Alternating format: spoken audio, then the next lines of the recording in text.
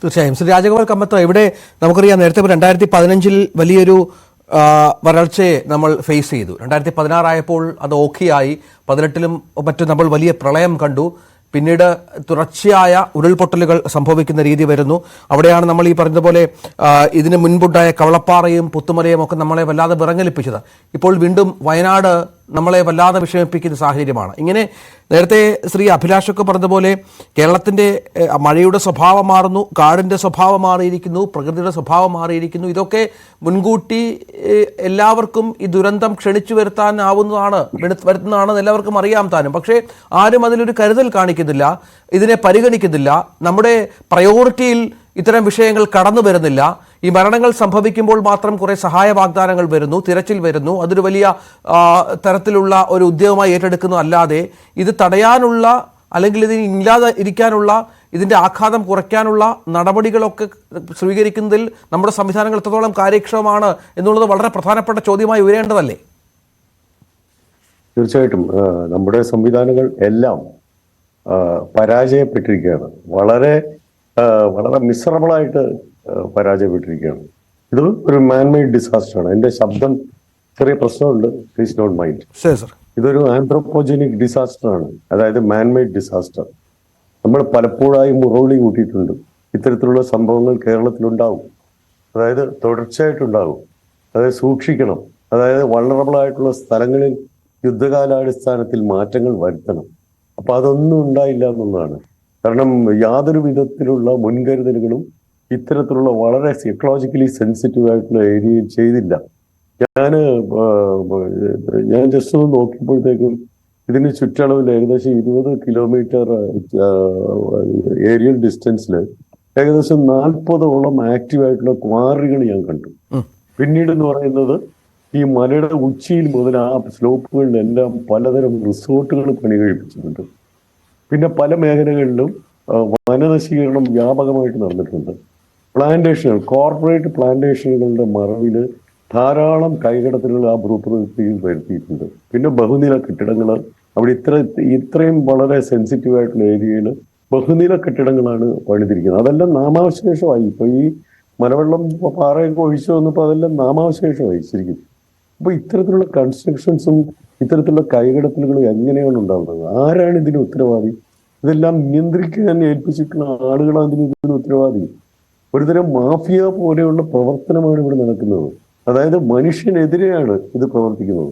ഇപ്പൊ ഞാൻ കാണുന്നത് അവിടെയുള്ള വയനാടിൽ നിന്നും മരങ്ങൾ മുറിച്ച് വിറ്റ നമുക്കറിയാവുന്ന ചില ടീമുകൾ ദുരിതാശ്വാസത്തിന് പൈസ കൊടുക്കുന്നതായിട്ട് പടം പ്രചരിപ്പിക്കുകയാണ്. അപ്പൊ അത്തരത്തിലുള്ള സ്ഥലമാണ് കേരളം. അതായത് ഇതിനൊരു അന്ത്യം വരാതെ നമുക്ക് ഇത്തരത്തിലുള്ള ആഘാതങ്ങൾ ഇനിയും ഇത്തരത്തിലുള്ള ആഘാതങ്ങൾ ഉണ്ടാവും. കുത്തുമലയിൽ കഴിഞ്ഞ 5 വർഷം മുമ്പ് ഉണ്ടായതല്ലേ ഇപ്പൊ തൊട്ടടുത്താണ് ഉണ്ടായിരിക്കുന്നത്. പലയിടങ്ങളിലും ഉരുള് പൊട്ടിയിട്ടുണ്ട്. നോക്കിക്കോളൂ, ആ മലയുടെ താഴെയാണ് പറക്കുന്നത്. അതുപോലെ തന്നെ ഇവിടുന്ന് 4 കിലോമീറ്റർ ദൂരത്തിന് വലിയ കിടങ്ങാണ് കുഴിച്ചു വെച്ചിരിക്കുന്നത്. ഒരു വീടിന്റെ പിറകില് ഡിസ്ഗൈസില് ആരും അറിയാതെ വളരെ വലിയൊരു ക്വാറി ഒരു 4 കിലോമീറ്റർ ദൂരത്തില്. ഇത് ഹൽവ മുറിക്കുന്ന പോലെ അല്ലല്ലോ പാറ മുറിക്കുന്നത്. പൊട്ടിക്കണം, ഡൈനമിറ്റ് വെച്ച് പൊട്ടിച്ചെങ്കിലേ പാറ പൊട്ടത്തുള്ളൂ. ഓരോ പൊട്ടിക്കലും ആ ഫ്രജൈലായിട്ടുള്ള വെസ്റ്റേൺ ഗാർഡിന്റെ ആ ഭാഗത്തെ ദുർബലമാക്കിക്കൊണ്ടിരിക്കുകയാണ്. കാരണം അവിടെ ഫിഷേഴ്സ് ഉണ്ടാവും. ഈ പാറ എന്ന് പറയുന്നത് അത്ര വലിയ കട്ടിയുള്ള സാധനമൊന്നുമല്ല, അത് പൊടിഞ്ഞെങ്കിൽ പോരും. അതുപോലെ മണ്ണെന്ന് പറയുന്നത് തന്നെ താഴോട്ട് മണ്ണല്ല, അതിനൊക്കെ ഒരു ലിമിറ്റ് ഉണ്ട്. വെള്ളം വരുമ്പോൾ അത് താങ്ങാനാകാതെ ആ പാറയും കൊണ്ട് പാറയുടെ ഉള്ളിലേക്ക് വെള്ളം ഇറങ്ങും. താങ്ങാനാകാതെ വരുമ്പോൾ എല്ലാം കൂടി ഇങ്ങനെ താഴേക്ക് വരും. അതാണ് ഇവിടെ സംഭവിച്ചിരിക്കുന്നത്. അതിനിയും ഉണ്ടാവും.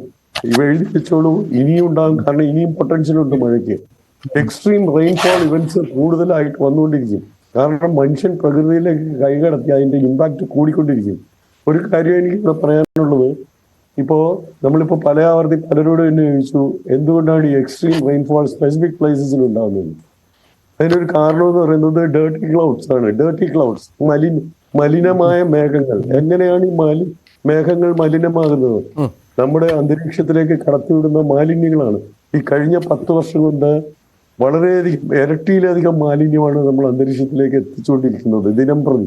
വയനാട് തന്നെ ആയിരുന്നാലും അവിടെ ധാരാളം വാഹനങ്ങൾ ഇത്തരത്തിലുള്ള ധൂളി കണങ്ങൾ അന്തരീക്ഷത്തിലേക്ക് എത്തിക്കുന്നുണ്ട്. അത് മാത്രമല്ല, ധാരാളം കൺസ്ട്രക്ഷൻ ആക്ടിവിറ്റീസ് നടക്കുന്നുണ്ട്.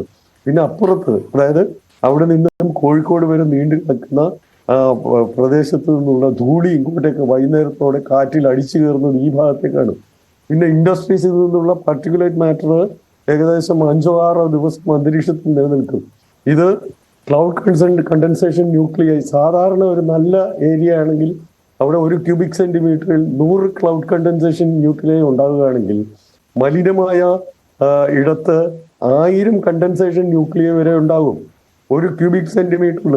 അങ്ങനെ വരുമ്പോൾ വലിയ വലിയ മഴത്തുള്ളികളായിട്ടാണ് ഒരു നിശ്ചിത ഇടത്ത് പെയ്യുന്നത്. അവിടെ ഉണ്ടാകുന്നത് ടവറിംഗ് ആയിട്ടുള്ള ക്ലൗഡ്സ് ആണ്.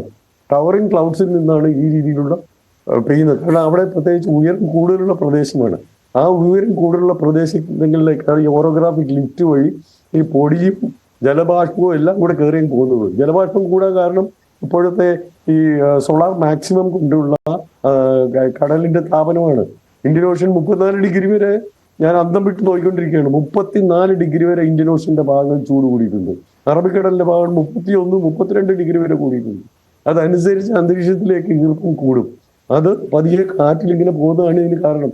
നേരത്തെ കോസ്റ്റൽ സിറ്റീസിൽ മഴയുണ്ട്. ഇപ്പൊ കളമശ്ശേരിയിലും മറ്റു സ്ഥലങ്ങളിലും ആലപ്പുഴയും തിരുവനന്തപുരത്തും ഉണ്ടായാലും അവിടെ ഹൈ എലിവേറ്റഡ് ഏരിയാസിലാണ് ഉണ്ടായിരിക്കുന്നത്. കാരണം അവിടെ ഈ മാലിന്യവും ജലബാഷ്പവും ഒരുമിച്ച് കയറി അവിടെ ഒരു ടവറിംഗ് മേഘം ഉണ്ടായി. അങ്ങനെയാണ് അവിടെ വലിയ മഴയുണ്ടാകും. അതാണ് ഈ എക്സ്ട്രീം റെയിൻഫോൾ ഇവന്റ്സിന് കാരണമായിട്ട് വരുന്നത്. അപ്പോൾ നമുക്ക് മാലിന്യം അന്തരീക്ഷത്തിലേക്ക് കടത്തിവിടുന്ന പ്രത്യേകിച്ച് ഒന്നും ചെയ്യാൻ പറ്റത്തില്ല. വാഹനങ്ങൾ തടഞ്ഞിടാനോ ഒന്നും പറ്റത്തില്ല. പക്ഷേ അന്തരീക്ഷം മലിനമാക്കുന്നത് നിർത്തണം. തിരിച്ചു വരാം. അങ്ങനെ ഒരുപാട് കാരണങ്ങളുണ്ട്. ശ്രീ അഭിലാഷ്